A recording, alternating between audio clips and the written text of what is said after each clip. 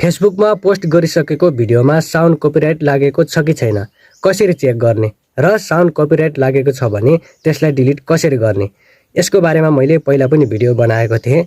अहिले फेसबुकको नयाँ अपडेटले गर्दा सिस्टम अलि फरक रहेको छ। साउन्ड कपिराइट लागेको छ भने त्यसलाई डिलिट कसरी गर्ने म स्क्रिन शेयर गरेर देखाउन चाहन्छु। यो भिडियो अन्तिमसम्म हेर्नु होला। त्यसको लागि फेसबुक ओपन गर्नु होला। त्यसपछि प्रोफाइल फोटो अथवा तीनवटा लाइनमा जानु होला। त्यसपछि यहाँ तल हेल्प एन्ड सपोर्टमा जानु होला। त्यसपछि यहाँ माथि सपोर्टमा जानु होला। त्यसपछि अदर कम्युनिकेसनमा जानु होला। मेरो एउटा यहाँ भिडियोमा साउन्ड कपिराइट लागेको छ। यसलाई हटाउनको लागि यसलाई छुनु होला। सी डिटेल्समा जानु होला। कन्टिन्यू गर्नु होला।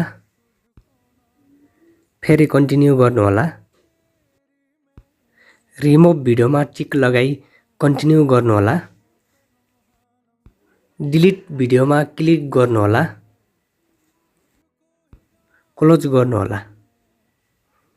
यसरी चेक गरेर तपाईले फेसबुकमा साउन्ड कपिराइट लागेको भिडियो डिलिट गर्न सक्नुहुन्छ र यसरी यहाँबाट पनि डिलिट गर्न सक्नुहुन्छ र तपाईले कुन भिडियोमा साउन्ड कपिराइट लागेको छ हेरेर टाइमलाइनबाट पनि डिलिट गर्न सक्नुहुन्छ।